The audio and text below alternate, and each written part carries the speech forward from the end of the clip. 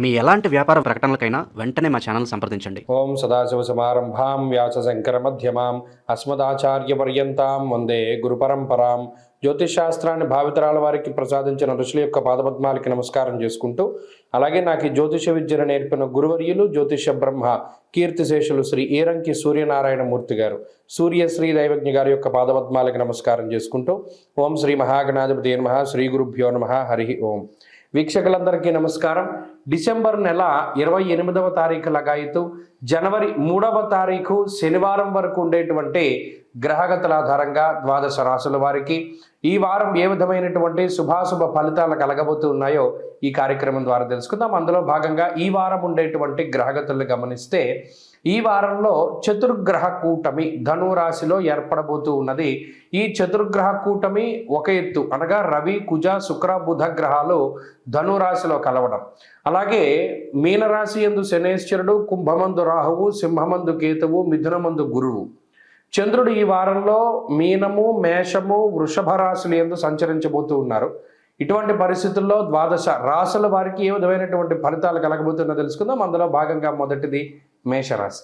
మేషరాశి వారికి ఈ చతుర్గ్రహ కూటమి అనగా ఈ వారంలో ఉండేటువంటి గ్రహ స్థితుల్లో భాగంగా ఈ చతుర్గ్రహ కూటమి 9వ స్థానమందు ఏర్పడుతూ ఉన్నది.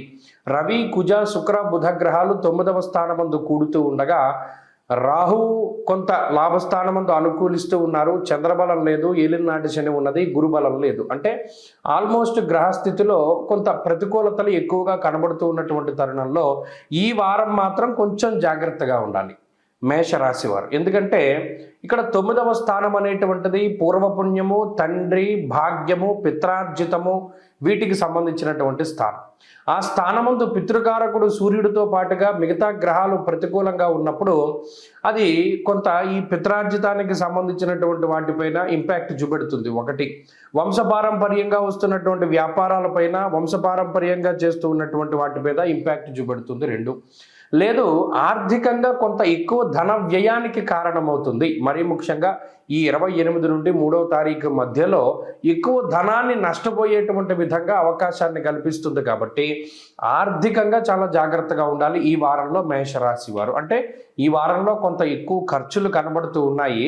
ఆ ఖర్చులతో పాటుగా స్వయంకృతాపరాధాలు ఇవి జరగకుండా, అంటే స్పెక్యులేషను, బెట్టింగు, జోదము, లేకపోతేనేమో స్టాక్ మార్కెటింగు, ఇటువంటి వాటిలో పెట్టుబడి పెట్టేటప్పుడు తర్వాత బల్క్గా పలానా మెటీరియల్ ఖచ్చితంగా రేటు పెరుగుతుంది భవిష్యత్తులోనే, దాన్ని కొనుగోలు చేయడము, తర్వాత అమ్ముకుందామని ఇప్పుడు కొనుగోలు చేయడం లాంటివి ఏవి కూడా వర్కౌట్ అవ్వవు.